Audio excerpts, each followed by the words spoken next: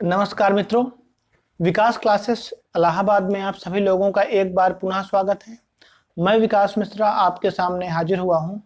दोस्तों, आज के समय में अगर बात की जाएगी, जैसे सिचुएशन चल रही है, तो दोस्तों आपके सामने मैं बस यही बात कहना चाहता हूं कि जैसे यानी ये कोरोना का प्रकोप है, तो आप भी और अपनी फैमिली को भी सुरक्षित रखें और अगर आवश्यकता ना हो तो इधर उधर बिल्कुल भी ना घूमें। दोस्तों, आज हम जो शुरुआत करने वाले हैं वो हिंदी के बारे में शुरुआत करने वाले हैं। कल जो आपने पढ़ा था दोस्तों, वो पढ़ा था कि हिंदी जो आपने पढ़ा कि हिंदी शब्द की उत्पत्ति हुई कहाँ से है। यानी जो कल के विषय में आपने दोस्तों पढ़ा था, वो आपने क्या पढ़ा था कि हिंदी शब्द की जो उत्पत्ति हुई है वह कैसे हुई है। कल आपने इसके बारे में जानना था। तो आज दोस्तों हम जानेंगे कि हिंदी जो आपका विषय है, यानी जो हिंदी विषय है, यानी जो हिंदी का उद्भव कैसे हुआ है, इसके साथ ही साथ इसका विकास कैसे हुआ है और इसी के साथ साथ इसका स्वरूप कैसे है। तो यहाँ पर आज मैं आप लोगों से चर्चा करने वाला हूँ कि हिंदी का उद्भव कैसे हुआ, हिंदी का विकास कैसे हुआ और हिंदी का स्वरूप क्या है। इन सब के बारे में आज दोस्तों हम चर्चा करने वाले हैं। तो आइए अपने टॉपिक की शुरुआत करते हैं और देखते हैं कि इनका विकास किस किस रूप में और कैसे कैसे आपके सामने हुआ है। तो सबसे पहले है कि हिंदी का प्राचीनतम रूप संस्कृत है। जैसा कि आप सभी लोग जानते हैं कि हिंदी का जो सबसे प्राचीनतम रूप है वह संस्कृत ही है। यहाँ पर अगर मैं आपसे बताना चाहूँ या कहना चाहूँ तो विश्व की सबसे प्राचीनतम भाषा जो है वह आपके सामने कौन सी है? संस्कृत है। और संस्कृत से ही अन्य भाषाओं का जन्म आपके माना जाता है। तो वहीं यहाँ पर बात की गई है कि हिंदी का प्राचीनतम रूप जो है वह क्या है? आपका संस्कृत है। संस्कृत का समय मोटे तौर पर 1500 ईसा पूर्व से 500 ईसा पूर्व तक माना जाता है। देखिएगा यहाँ पर लिखा हुआ है 1500 ईसा पूर्व और ये आपका क्या है? 500 ईसा पूर्व। यानी जो आपके संस्कृत का समय माना जाता है एक मोटे तौर पर, वह आपका 1500 ईसा पूर्व से आपके कब तक माना जाता है? 500 ईसा पूर्व तक आपके माना जाता है। अब यहाँ पर ईसा पूर्व का मतलब है कि जो मिशनरी थे, यानी आप कह लीजिए कि जो लोग उनकी पूजा करते हैं, जो हमारे धर्म है, ईसाई लोग हैं, तो वो गॉड की पूजा करते हैं, भगवान की पूजा जो लोग करते हैं। तो जो ईसा मसीह उनके गॉड थे, यानी उनसे पहले का जो समय है वही क्या कहलाता है? ईसा पूर्व का समय कहलाता है। यानी उनसे पहले ईसा पूर्व, यानी उनसे पहले का समय जो कहलाएगा वो किसके अंतर्गत आएगा? ईसा पूर्व के अंतर्गत आपके माना जाता है। तो 1500 ईसा पूर्व से कितना माना जाता है? 500 ईसा पूर्व तक माना जाता है। इस काल में संस्कृत बोलचाल की भाषा थी। यानी उस समय पर अगर देखा जाएगा तो जो संस्कृत थी, संस्कृत कैसी भाषा थी? वो एक बोलचाल की भाषा थी। यानी उस समय जितनी भी जनजातियां थी, जितने भी समूह थे या जितने भी लोग थे, सब लोग जो प्रयोग करते थे वह किसका प्रयोग करते थे? संस्कृत का ही प्रयोग करते थे। यानी उस समय पर जो भाषा का प्रयोग होता था वह किस भाषा का प्रयोग होता था दोस्तों? संस्कृत भाषा का ही उस समय प्रयोग हुआ करता था और एकमात्र भाषा हुआ करती थी जिसे संस्कृत आपके कहा जाता है। तो वही बात यहाँ पर मैंने बताई है कि संस्कृत बोलचाल की भाषा थी। यानी उस समय पर अगर देखा जाएगा तो संस्कृत जो भाषा थी वह कैसी भाषा थी? बोलचाल की भाषा थी। तथा संस्कृत भाषा के दो रूप मिलते हैं। यानी उस समय पर जो संस्कृत भाषा थी उसके जो रूप मिलते हैं या कह लीजिए उसके जो स्वरूप मिलते हैं, उसके रूप की अगर मैं बात करूं या उसके स्वरूप की बात करूं तो उसके दो रूप या स्वरूप आपको देखने को मिलते थे।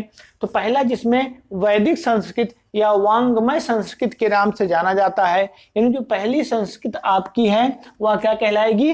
वैदिक संस्कृत या वांग्मय संस्कृत के नाम से जाना जाता है। क्योंकि आपने देखा कि संस्कृत के उस समय दो रूप मिले। तो पहला जो रूप आपका मिला वह कौन सा है? वैदिक संस्कृत या वांग्मय संस्कृत के नाम से जाना जाता है। तथा जो आपकी दूसरी संस्कृत है वह लौकिक संस्कृत के नाम से या साहित्य के नाम से यहाँ पर लिखा है। कह सकते हैं कि वांग्मय संस्कृत एक आपकी हो गई और दूसरा है लौकिक संस्कृत के नाम से इसे जाना जाता है। या इसको क्लासिकल यानी क्या भी कहते हैं, क्लासिकल संस्कृत भी कहते हैं, क्योंकि इसी समय जितने भी साहित्य हैं लगभग देखा जाए तो साहित्य की जो रचना हुई है, रचना काल जो माना जाता है वह लौकिक समय की ही संस्कृत का माना जाता है। इसीलिए इसको जो नाम दिया गया वह किस नाम से आपके जाना जाता है, क्लासिकल साहित्य के नाम से या क्लासिकल संस्कृत के नाम से भी इसको आप जान सकते हो। अब देखिएगा दोस्तों, इसी क्लासिकल संस्कृत में ही जो आपके राइटर थे, जैसे वाल्मीकि जी जिन्होंने किसकी रचना की है, रामायण की रचना की है। इसके साथ ही साथ आप देखोगे व्यास जी, भास, अश्वघोष, कालिदास, माघ आदि की रचनाएं हैं। यानी इसी लौकिक समय में या क्लासिकल समय में ही वाल्मीकि जी की रचना है, व्यास जी की रचना है, भास जी की रचना है, अश्वघोष जी की, कालिदास की, माघ, यानी ये रचनाएं का जो समय माना जाता है यही समय दोस्तों आपका माना जाता है। इसके साथ ही साथ कि इन दोनों यानी जब क्लासिकल का और इसके साथ साथ जो आपकी पहली कौन सी, वैदिक, यानी जब तक इन दोनों का अंत हो रहा था, यानी इन दोनों के अंत तक 3 क्षेत्रीय बोलियां भी विकसित हो चुकी थी। अब देखिएगा, जैसे जैसे समय बढ़ता जा रहा है, जैसे जैसे समय परिवर्तन हो रहा है, तो मनुष्य के अंदर भी परिवर्तन आपको देखने को मिल रहे हैं, क्योंकि जितनी भी सुविधाएं अगर मनुष्य को मिलती हैं वह उनके अनुरूप ढलता जाता है। क्योंकि आपको पता है कि मनुष्य की इच्छाओं की पूर्ति कभी नहीं हो सकती। जब तक व्यक्ति जिंदा है, जब तक उसके अंदर श्वास चल रही है, उसकी इच्छाएं कभी भी समाप्त नहीं होने वाली हैं। भले ही आप नौकरी पा जाओगे, 45-50 हजार रुपए महीने आपके अकाउंट पे आएंगे, लेकिन अगर आपकी इच्छाओं के बारे में पूछा जाएगा तो इच्छाएं आपकी कभी खत्म नहीं होती हैं। एक इच्छा आपकी खत्म होती है तो उसी के साथ दूसरी इच्छा का भी जन्म आपका हो जाता है। तो आदमी को भी यानी व्यक्ति को भी जितनी सहूलियत मिलती जाती है तो उस सहूलियत के अनुसार ही व्यक्ति में भी परिवर्तन देखने को मिलते हैं। जैसे आपने देखा कि पहले लोग जो संस्कृत बोलते थे वह आपकी वैदिक संस्कृत हुआ करती थी, यानी पहले जो संस्कृत बोली जाती थी वह कैसी संस्कृत थी, वैदिक संस्कृत थी। लेकिन जैसे जैसे समय बदला, यानी जैसे जैसे आपने देखा कि समय में परिवर्तन आपको देखने को मिला, तो लोगों को लगा कि जो वैदिक संस्कृत है यार इसको पढ़ने में कठिनाई होती है। क्योंकि आप वैदिक संस्कृत की अगर मैं बात करूं तो जो आप वेद अपने पढ़ते हो, जो आपके 4 वेद हैं, ऋग्वेद, अथर्ववेद, यजुर्वेद, सामवेद, ये चारों, और जो 18 आपके पुराण हैं, अगर इन पुराणों के बारे में आप बात करते हो तो इनकी जो लैंग्वेज आपको मिलेगी वह आपकी जो है वह वैदिक संस्कृत की है। यानी एक अगर शब्द देखोगे आप के समय में, अगर आज के समय में या आप लोगों के समय में मैं आज बात करूं तो आप क्या करते हो कि एक शब्द जो आपका होता है, आपने लिख दिया कल, अगर यहां पर मैंने क्या लिख दिया, कल मैंने लिखा, तो कल का मतलब एक शब्द हो गया। लेकिन वैदिक समय में ऐसा नहीं था। वैदिक समय में अगर एक शब्द बताना है तो यहां से शुरुआत उसकी होती थी और वो कॉर्नर तक आपकी जाती थी, जिसका मतलब सीधे अर्थ निकलता था कि वहां पर शब्द जो थे वो छोटे नहीं थे, बड़े थे। तो इसी के फलस्वरूप ही व्यक्तियों को लगा कि यार यह जो हम पढ़ रहे हैं बहुत टफ है। तो वैदिक संस्कृत का समय बदला और फिर किस में आया, लौकिक संस्कृत में आया।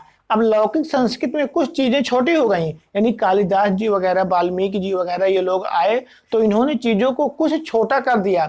लेकिन फिर भी मैंने बताया ना कि आवश्यकता जैसे जैसे आपकी इच्छाएं हैं तो इच्छाएं हमेशा आपकी क्या होती हैं, बढ़ती ही रहती हैं। इच्छाएं कभी आपकी समाप्त नहीं होती हैं, इस बात को आप भी अच्छी तरह से जानते हो। तो इसी प्रकार से यानी इच्छाओं की पूर्ति तो होगी नहीं, तो इसी के आधार पर ही दोस्तों यहाँ पर देखा गया कि जब इन सब चीजों की बात हुई तो आपके सामने फिर लोगों को यह संस्कृत भी, लौकिक संस्कृत भी या कह लीजिए क्लासिकल संस्कृत भी क्या लगने लगी, बहुत ही ज्यादा टफ लगने लगी।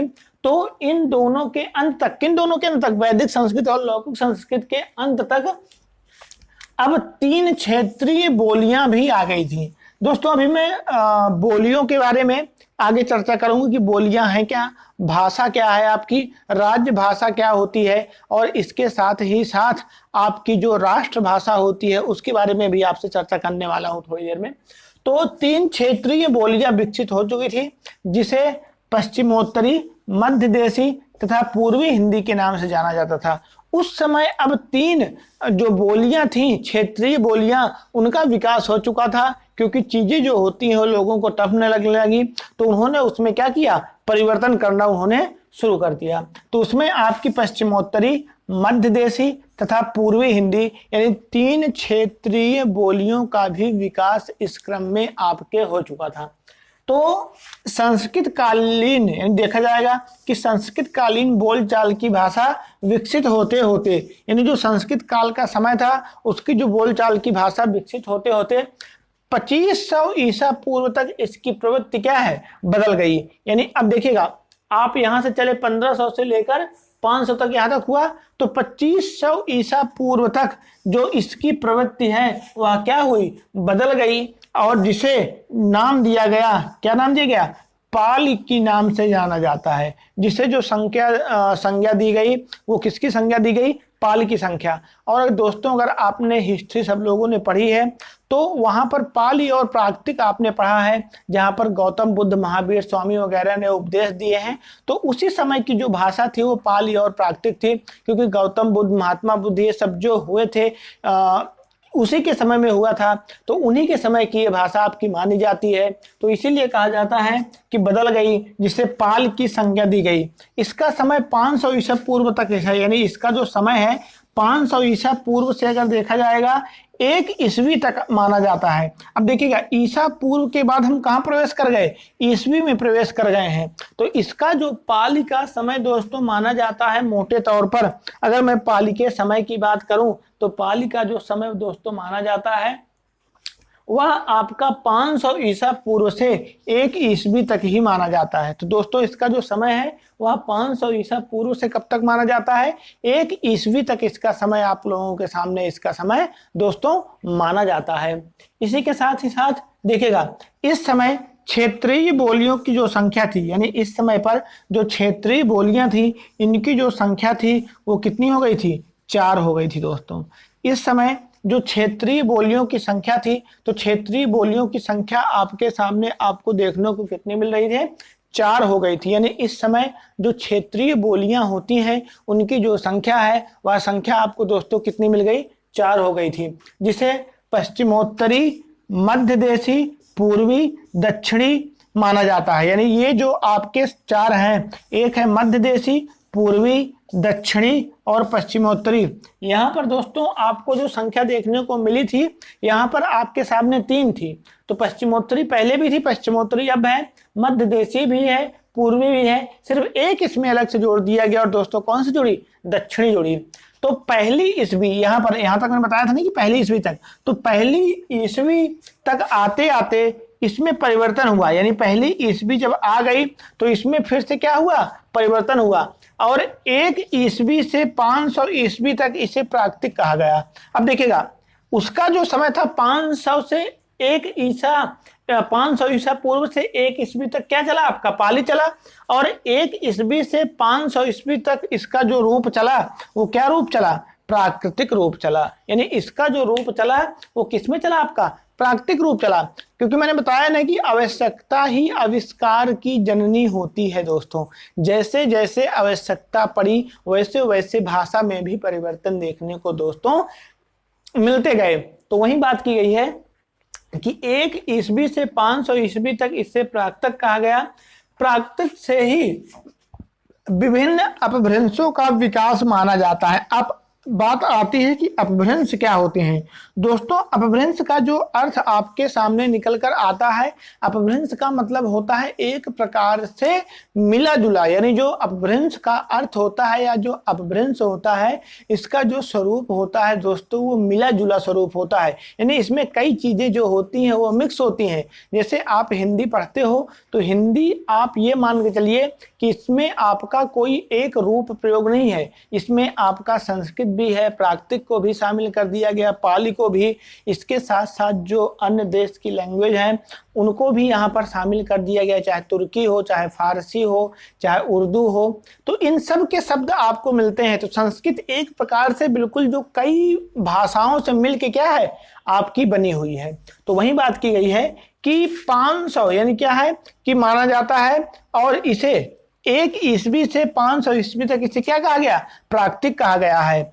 इसके साथ ही साथ विभिन्न अपभ्रंशों का अब आपने देखा कि विकास हो चुका है। इसका जो समय था माना जाता है वो 500 ईस्वी से 1000 ईस्वी तक माना जाता है। यानी इसका जो समय है वो कितना माना जाता है कि 500 से 1000 ईस्वी तक माना जाता है, क्योंकि इस समय विभिन्न प्रकार के अपभ्रंशों का विकास हो रखा था। और विभिन्न प्रकार के अपभ्रंशों का अगर आपसे पूछा जाएगा कि जो विकास हुआ था, यानी क्या है कि विभिन्न प्रकार के अपभ्रंशों का जो विकास हुआ था वो कितना समय आपका माना जाता है? वह आपका यहाँ से 500 ईस्वी से 1000 ईस्वी तक माना जाता है। आज के प्राप्त अपभ्रंश साहित्य में 2 ही रूप हैं। यानी आज के प्राप्त अगर साहित्य आप देखोगे तो आज के साहित्य जो स्वरूप आपका प्राप्त हुआ है उसमें आपको जो रूप मिलते हैं वह 2 ही रूप मिलते हैं। और पहला आपका कहलाता है पूर्वी रूप और दूसरा कहलाता है आपका पश्चिमी रूप। परंतु जो आर्य भाषा का अपभ्रंश है इनकी उसमें जो संख्या मिलेगी वह संख्या आपको 6 मिलती है। यानी आज के समय में अगर देखा जाए आर्य भाषा, तो आर्य भाषा के अपभ्रंशों की अगर दोस्तों मित्रों बात की जाए तो आर्य भाषा जो अपभ्रंश है ये जो आज के समय में आपको देखने को मिल रहे हैं या इनमें इनकी संख्या जो देखने को मिलती है वह कितनी मिलती है दोस्तों? 6 संख्या देखने को मिलती है। तो 6 संख्या जो सौरसानी, प्रचंडी, यानी ये जो संख्याएं हैं ये क्या कहलाएंगी? आपके 6 अपभ्रंश हैं। और इन्हीं 6 अपभ्रंशों से विभिन्न बोलियों का विकास हुआ है। तो थोड़ा विस्तार है, अभी हम और आगे भी जानेंगे। तो दोस्तों मुझे उम्मीद है कि हिंदी का उद्भव, विकास तथा स्वरूप आपको यहाँ तक जरूर क्लियर हो गया होगा। तो दोस्तों अगर आपको स्क्रीनशॉट लेना है तो यहाँ से आप एक इसका स्क्रीनशॉट भी ले सकते हैं। अगर आप स्क्रीनशॉट लेना चाहें तो इसका स्क्रीनशॉट आप ले सकते हैं।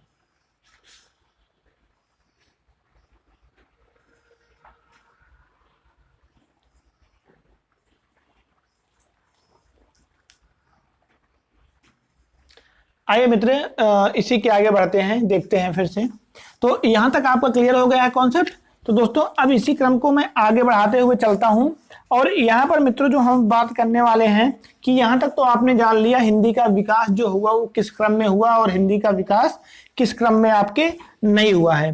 तो दोस्तों आगे जान लेते हैं थोड़े सा। अब आपको मैं बता देता हूँ कि भाषा क्या है। यानी अब आप यहाँ पर जानते हैं कि भाषा क्या है। तो भाषा किसे कहते हैं?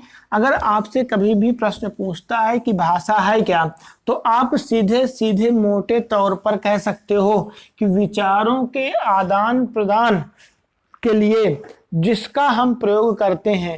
यानी जब हमारे मन में कोई विचार है और हम अपने विचारों को किसी दूसरे व्यक्ति के सामने रखना चाहते हैं, तो अपने विचारों को हम क्या करेंगे? किसी दूसरे के सामने रखना चाहते हैं, तो उसे ही जो नाम दिया जाता है उसे क्या नाम दिया जाता है? भाषा।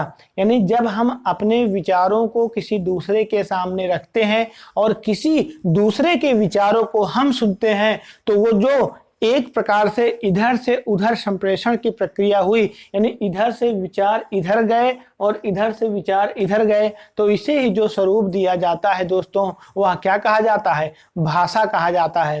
क्योंकि जो मनुष्य पशुओं से अलग है वह इसी कारणों से अलग है, क्योंकि मनुष्य जो पशु से अलग है वो किसके कारण? भाषा के कारण ही मित्रों अलग माना जाता है। तो इसी क्रम में अब आगे देखिएगा, फिर से बताना चाहूंगा कि ये तो आपकी भाषा हो गई। अब देख लेते हैं, एक आपने पढ़ा होगा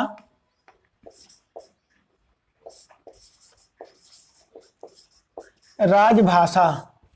देखिएगा कई जगहों पर आप इसको पढ़ते हो राज्य भाषा, लेकिन मित्रों बताना चाहूंगा कि राजभाषा होता है, कभी भी राज्य भाषा नहीं होता है, याद रखिएगा। तो ये जो शब्द आपका माना जाएगा गलत माना जाता है। सही आपका क्या है? राजभाषा आपका सही शब्द आपके रूप में जाना जाता है। तो राजभाषा आपकी है क्या? किसे कहेंगे राजभाषा? तो मित्रों राजभाषा आप सीधे तौर पर कह सकते हो कि जिस राज्य में रहते हो, यानी जिस राज्य में आप रहते हो, तो जो सरकारी कामकाज की भाषा होती है। दोस्तों समझिएगा, जो सरकारी कामकाज की भाषा होती है वही क्या कहलाएगी, आपकी राजभाषा के नाम से जानी जाती है। यानी जो सरकारी कामकाज की भाषा है वही भाषा क्या है, राजभाषा कहलाएगी। जैसे दोस्तों आप यहाँ पर अगर देखा जाएगा तो आप कहाँ रहते हो, यूपी में रहते हो। आप कहाँ रहते हो, यूपी में रहते हो। तो यूपी में जो भाषा प्रयोग होती है मित्रों, वो कौन सी प्रयोग होती है, हिंदी प्रयोग होती है। यानी यहाँ पर जो प्रयोग होती है भाषा, वो कौन सी प्रयोग होती है, हिंदी। तो हम कह सकते हैं कि जो हमारी राजभाषा है वह राजभाषा क्या है, हिंदी है। इसी तरह से अगर आप यहाँ से कहाँ चले जाओ, गुजरात राज्य में चले जाओ, तो गुजरात राज्य में जो प्रयोग होती है वह गुजराती प्रयोग होती होगी। तो वहां पर जो उनकी राजभाषा बन जाएगी, कौन सी बन जाएगी, गुजराती बन जाएगी। इसी तरह से आप अगर तेलंगाना की तरफ जाते हो, यानी अगर आप जाते हो कहाँ, तेलंगाना की तरफ जाते हो, तेलंगाना में उनकी भाषा क्या हो सकती है, आपकी तेलुगु हो सकती है। तो दोस्तों जो सरकारी कामकाज की भाषा होती है, यानी जो गवर्नमेंट वहाँ की राज्य की होती है, और वह जिस लैंग्वेज में बात करती है या जिस लैंग्वेज में उसके जो FIR वगैरह होते हैं, यानी जितने भी सरकारी कामकाज होते हैं वो जिस लैंग्वेज में होते हैं, उसी को यहाँ पर जो संज्ञा दी जाती है वह किस नाम से जानी जाती है, राजभाषा के नाम से संज्ञा दी जाती है। यानी इस तरह की जो चीजें होती हैं या इस तरह का जो परिप्रेक्ष्य बनकर आता है उसे मित्रों जो कहा जाता है वह राजभाषा के नाम से जाना जाता है। तो दोस्तों आपका कॉन्सेप्ट लगभग क्लियर हो गया होगा कि राजभाषा आपकी है क्या। दूसरे इसी में आपके सामने एक और प्रश्न आता है, राष्ट्रभाषा।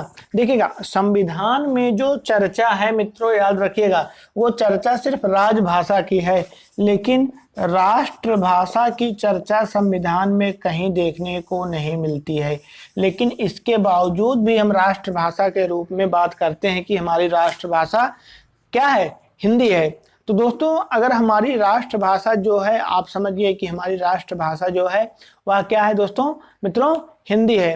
तो मित्रों एक चीज बताइएगा, अगर हमारी राष्ट्रभाषा हिंदी है तो कैसे डिसाइड किया जाता है कि राष्ट्रभाषा हिंदी ही है। क्योंकि आप जानते हैं कि आप यहाँ पर रहते हो तो कुछ लोग कहेंगे नहीं हिंदी को बना दो, कुछ लोग जो संस्कृत बोलते हो कहेंगे संस्कृत को बना दो, कुछ लोग जो तेलुगु बोलते हैं कहेंगे तेलुगु बना दो, कुछ लोग गुजराती बोलते हैं कहेंगे गुजराती बना दो। तो फिर इस तरह से तो आप राष्ट्रभाषा बना ही नहीं पाओगे।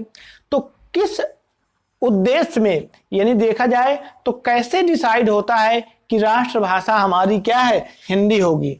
तो ये कैसे आप लोग डिसाइड करते हो कि हाँ जो राष्ट्रभाषा यहाँ पर बोली जा रही है वह राष्ट्रभाषा हमारी क्या होगी, हिंदी कैसे होगी। तो देखिएगा दोस्तों कि राष्ट्रभाषा जो आपकी बनती है, यानी किसी भी देश के बहुसंख्यक लोगों की जो भाषा प्रयोग की जाती है। यानी दोस्तों अगर सीधे तौर पर कहा जाए कि कोई देश है और उस देश में जो बहुसंख्यक लोग हैं, यानी बहुत सी संख्या में लोग हैं, जो उन लोगों की यानी बहुसंख्यक लोगों की जो भाषा कहलाएगी वही दोस्तों राष्ट्रभाषा कहलाती है। यानी आप भारत देश में रहते हो तो भारत देश में अगर देखा जाएगा तो सबसे ज्यादा जो लोग बोलते हैं वह किसका प्रयोग करते हैं, हिंदी का प्रयोग करते हैं मित्रों। यानी भारत देश में आप रहते हो तो भारत देश में जानते हो कि सबसे ज्यादा लोग जो प्रयोग करते हैं कितना, हिंदी का प्रयोग करते हैं। और हिंदी के जो बोलने वालों की संख्या है वह लगभग जो मानी जाती है वह 82.7 करोड़ मानी जाती है। यानी हिंदी जो बोलने वालों की संख्या मानी गई है लगभग वह 82.7 करोड़ लोग हैं, ऐसा माना जाता है। लगभग लोग हैं जो इतने लोग हिंदी बोलते हैं। तो इसीलिए कहा जाता है कि जो राष्ट्रभाषा होती है यानी बहुसंख्यक लोगों की जो भाषा होती है उसे ही क्या कहा जाता है, राष्ट्रभाषा के नाम से यहाँ पर संबोधित आपके किया जाता है। तो दोस्तों राष्ट्रभाषा के बारे में अभी कुछ तथ्य और आपसे मुझे चर्चा करनी है और भी बात करनी है, तो वो देखेंगे दोस्तों अगले वीडियो में, नेक्स्ट वीडियो में। आज के लिए दोस्तों इतना ही रखते हैं। और हाँ दोस्तों, अगर आपको मेरा चैनल पसंद आया हो, मेरे द्वारा जो तथ्य आपको दिए जा रहे हैं अगर वो आपको पसंद आए हों, तो दोस्तों मेरे चैनल को आप लाइक करिए, सब्सक्राइब करिए, और इसके साथ साथ कमेंट में जो भी आपको समस्याएं हो मित्रों वो ज़रूर से ज़रूर करें, जिससे मैं आपकी समस्या को दूर कर पाऊँ। तो दोस्तों अब आपसे हम लोग जो मिलेंगे वो नेक्स्ट वीडियो में मिलेंगे। और एक नए सोर्स के साथ इसी को मैं राष्ट्रभाषा को सेशन को आगे बढ़ाऊंगा और जो 6 बोलियां आपकी छूटी हुई हैं उनके बारे में भी हम लोग थोड़ा सा चर्चा करेंगे। तो दोस्तों अब मिलते हैं नेक्स्ट वीडियो में। धन्यवाद, नमस्कार।